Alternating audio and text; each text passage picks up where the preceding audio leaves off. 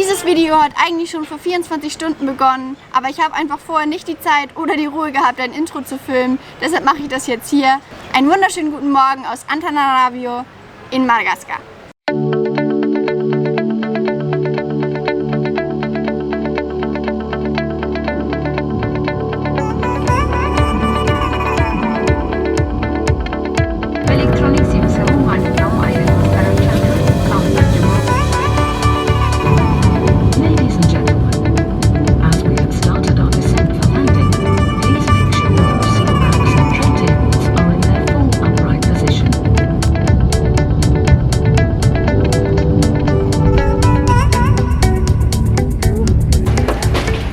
Addis Ababa.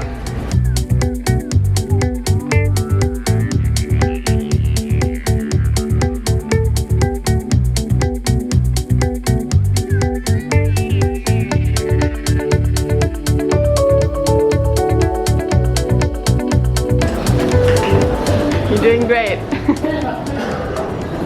Nach 6 Stunden Flug sind wir jetzt in Addis Ababa angekommen. Jetzt gibt es erstmal Kaffee und Frühstück und dann geht es weiter nach Madagaskar.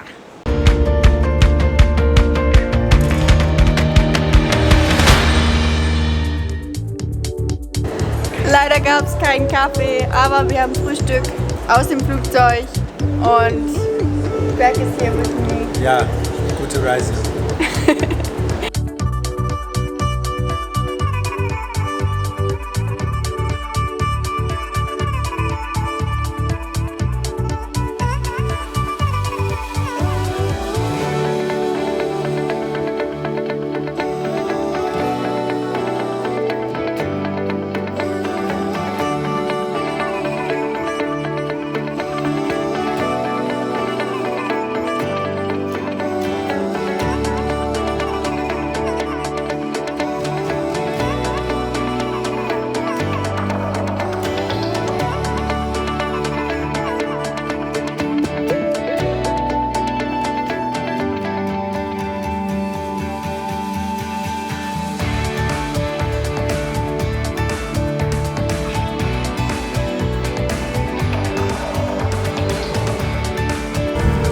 Ankunft auf Madagaskar. Wir haben es geschafft.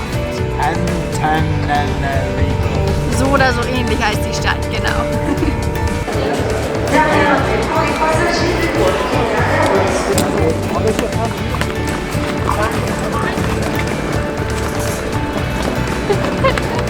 Einfach hinterherlaufen.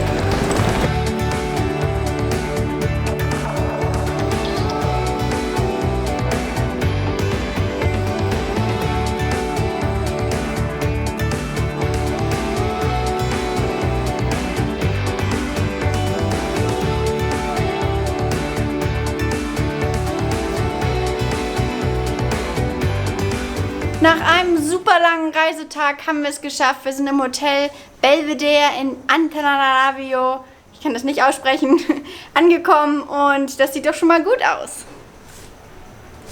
What do you think? It's ganz gut. Sehr, sehr nice.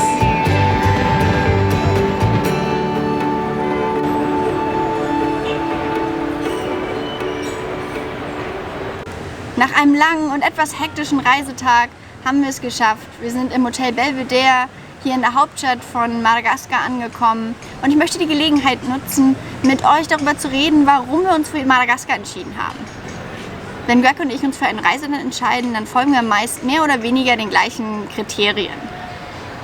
Angefangen mit der Voraussetzung, dass wir an dem Ort beide noch nicht waren, was sich meist mehr oder weniger schwierig gestaltet, da Greg in den letzten Jahren sehr, sehr viel in der Weltgeschichte rumgereist ist und damit die meisten Länder und Orte schon abgeklappert hat. Für mich spielt auch vor allem das Wetter eine große Rolle. Ich bin ein absolutes Sonnenkind und könnte wirklich 365 Tage im Jahr Sonnenschein haben, vielleicht mit Ausnahme von Weihnachten und Silvester. Deshalb haben wir uns auch in diesem Jahr entschieden, dem Herbst und der kalten Jahreszeit in Europa zu entfliehen und gen Süden zu reisen. Im letzten Jahr haben wir den Fehler gemacht, Zentralamerika in der Regenzeit zu besuchen und dort schon mit Nässe und Stürmen zu kämpfen gehabt. Auch hier in Madagaskar sind wir am Ende der Trockenzeit angekommen. Nachmittags kündigen sich hier einige Regenschauer an, aber trotzdem ist es natürlich noch super warm und hat eine extrem hohe Luftfeuchtigkeit.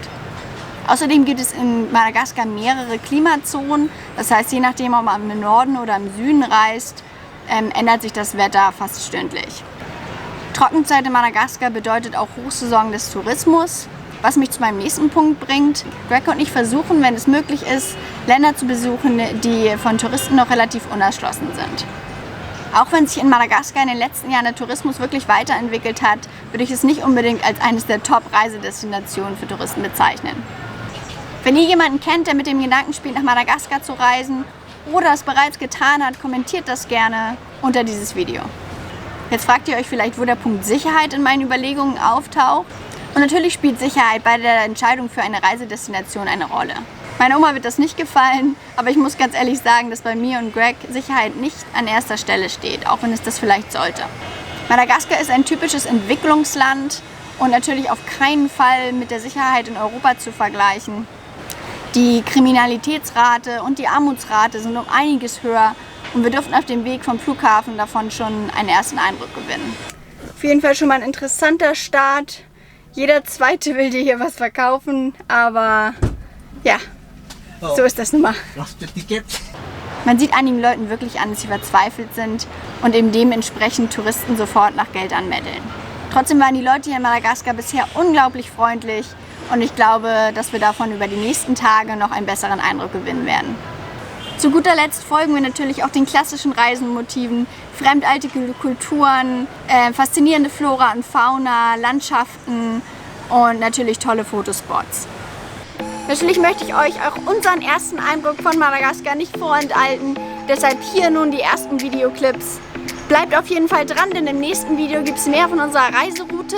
Wenn ihr noch spezielle Fragen habt oder noch mehr von einer Sache sehen möchtet, dann kommentiert das gerne unter dieses Video. Klickt den Like und den Abonnier-Button, darüber würde ich mich riesig freuen.